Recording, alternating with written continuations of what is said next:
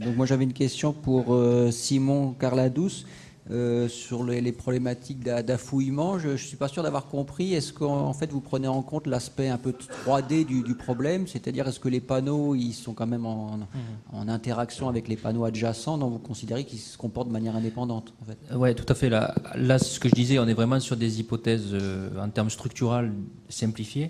Pourquoi simplifier? Parce qu'en fait, concrètement, sur le terrain, c'est comme ça que c'est dimensionné. C'est-à-dire que les gens se basent vraiment sur les eurocodes avec cette hypothèse ouvrage de soutènement. Et donc, il n'y a pas la vision actuellement en 3D et c'est vraiment cette approche-là qui est faite. Mais en effet, c'est ce que je disais à la fin, c'est-à-dire que l'idée là, c'est simplement d'avoir une méthodologie générale, d'expliquer la relation notamment entre la justification physique et les évaluations floues.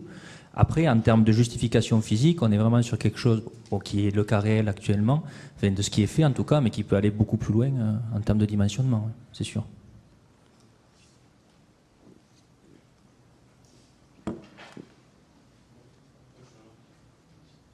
Sinon, moi j'ai une autre question. Moi j'ai deux questions. Donc la première s'adresse à Christian Gougou. Par rapport à l'installation des capteurs, a priori on ne sait pas où est-ce qu'elle serait la fissure. Donc on va placer les capteurs, on n'est pas sûr que la fissure soit à côté ou juste en dessous. Comment cette problématique intervient dans le modèle? Ça génère des incertitudes. Oui. Alors la problématique des capteurs est une grosse problématique en soi et c'est d'ailleurs pourquoi c'est pas encore appliqué sur des aéronefs puisque c'est pas évident de trouver les bons capteurs qui soient robustes pour tout type de fissure, quel que soit l'endroit, etc. Alors nous, la manière dont on prend en compte le fait que quelle que soit la solution qui serait finalement retenue, il y aura effectivement des cas plus favorables et des cas plus défavorables, c'est en supposant un bruit sur la mesure de la fissure qui viendrait du fait que voilà, un acteur a certaines limites et donc ne donne pas forcément toujours la bonne valeur. Mais ça dépendrait de la proximité entre le capteur et la fissure. Forcément. Oui, aussi, en partie. De la géométrie de la structure, de pas mal de facteurs, oui. Alors pour l'instant, on le prend pas en compte de manière explicite. Hein. Donc voilà, à part cette incertitude qui est relativement significative sur les mesures bruitées. Enfin, c'était des vraies données que j'avais montrées. Hein. Donc c'était une incertitude de mesure relativement significative qu'on prenait en compte. Bon, merci. Puisque je garde le micro, je pose la question à Denis. Donc, par rapport à... si on fait des essais, des CND sur un mur, par exemple en béton armé, que ce soit en bas ou en haut du mur, on a des propriétés qui sont en général visiblement différentes. Est-ce qu'on peut parler de la même population? Est-ce qu'il faut les séparer? Comment on intègre cette dimension qui est l'hétérogénéité propre à la dimension spatialement distribuée sur la structure?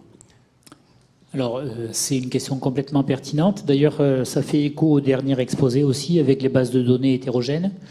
Donc, dans les recommandations qu'on est en train d'écrire, il y a une première phase qui consiste à, dans l'ouvrage que l'on investigue, identifier si c'est une population homogène ou s'il doit être zoné. Typiquement, dans un bâtiment multi-étagé, rien ne dit que dans les poutres et les poteaux, il y ait les mêmes bétons, qu'aux différents étages, il y ait les mêmes bétons, parce qu'il peut y avoir 3 mois d'écart, par exemple, et on a pu couler une partie par climat chaud et l'autre par climat froid.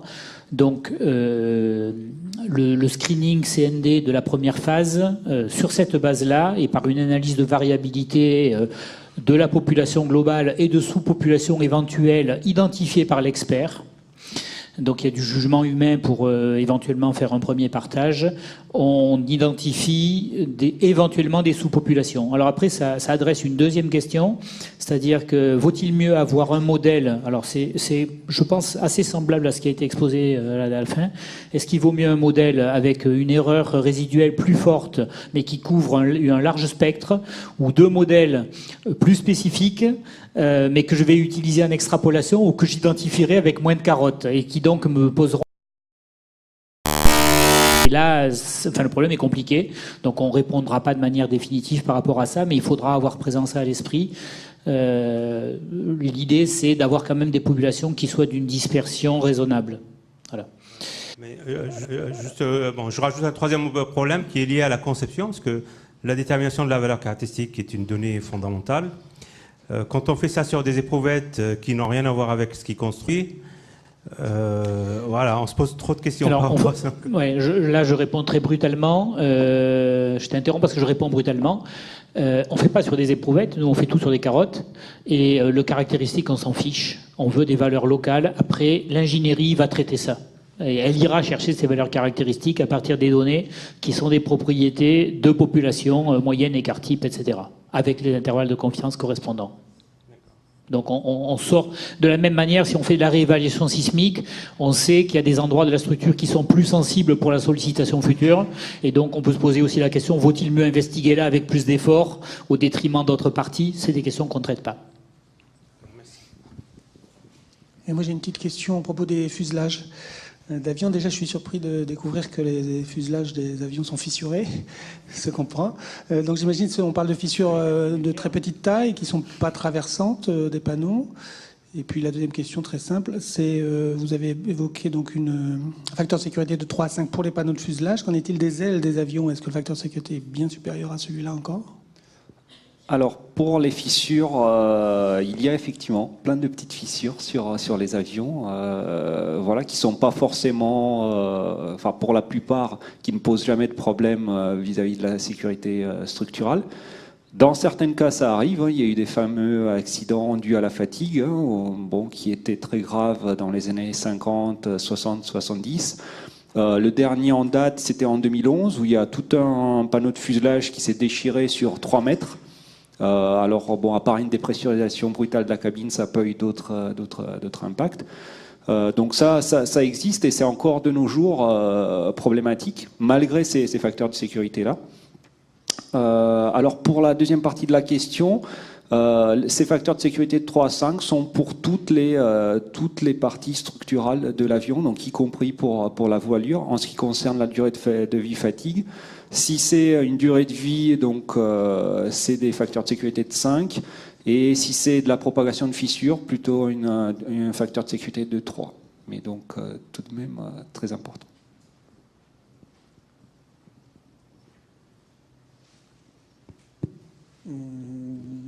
Moi, j'ai 2 questions. La première, pour les fissures, quelles sont les dimensions ou la dimension des fissures qu'on considère problématiques, à partir duquel il faudra faire quelque chose? Alors, ça dépend énormément des structures. Il y a des calculs qui sont faits individuellement, donc pour la certification fatigue, pour chaque structure primaire de l'avion. Pour les panneaux de fuselage, on est sur des inspections visuelles actuellement. Et donc à partir du moment où on voit une taille de fissure détectable, qui est donc de quelques centimètres, alors ça dépend si c'est visuel de près ou de loin, on regarde alors déjà plus près et souvent on prend une décision de réparer, changer, etc. Mais là on parle de la longueur de fissure, oui. Mais on ne parle pas de sa largeur et sa profondeur, qui sera un paramètre ou des paramètres déterminants pour dire la structure est en mauvais état, en état avancé. Je pense que le paramètre longueur ne suffit pas à décrire. Alors, il ne suffit pas, si on voudrait faire une propagation et savoir la criticité exacte de chaque fissure.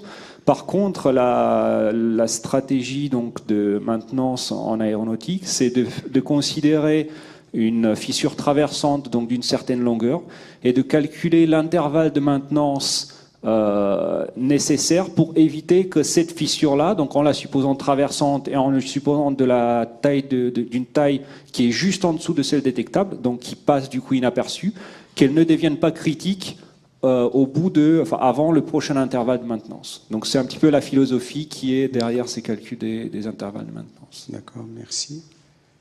S'il n'y a pas d'autres questions, je profite. Oui. Oui, mais...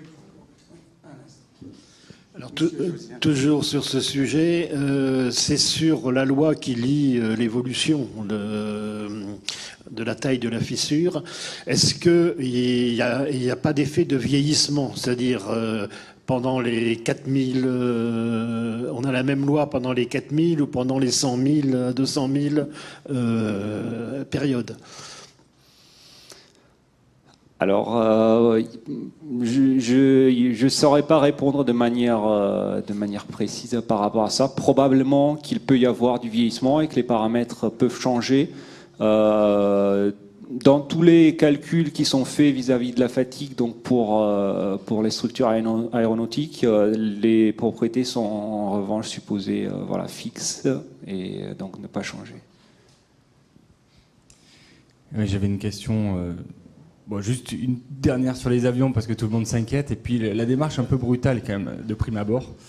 C'était juste, on comprend bien qu'il y a moins d'arrêts qui vont être programmés. Par contre, on n'a pas forcément très bien compris pourquoi, avec les méthodes que vous proposez, il y aurait moins d'opérations de remplacement. On a l'impression que les critères changent. Et puis une deuxième question pour Claudio Carvajal sur la variabilité spatiale des discontinuités rocheuses. On voit beaucoup les variabilités en 2D, donc dans la profondeur, mais sur l'ouvrage que vous avez étudié sur la TUC, là, est-ce que vous avez regardé d'une rive à l'autre, en fait, et comment ont été réparties les carottes de rochers que vous avez utilisées pour injecter dans votre modèle? Merci. Alors, bon, je finis du coup. Donc, les critères changent un petit peu, oui, mais pas tout à fait quand même. Alors, pourquoi est-ce qu'il y a plus de panneaux remplacés avec l'approche actuelle? C'est parce qu'on va supposer que dans tous les panneaux, on considère la propagation de fissures avec les pires propriétés matériaux, ou presque, maintenant à une probabilité de 10-7, donc des propriétés matériaux qui mènent à une propagation très rapide des fissures. Alors qu'en réalité, chaque panneau a des propriétés légèrement différentes. Et donc, si avec des instruments de mesure, on est capable d'identifier individuellement pour chaque panneau quelles sont ses propriétés de propagation, on peut remplacer beaucoup moins, puisqu'il y a certains panneaux où les fissures vont se propager beaucoup plus lentement.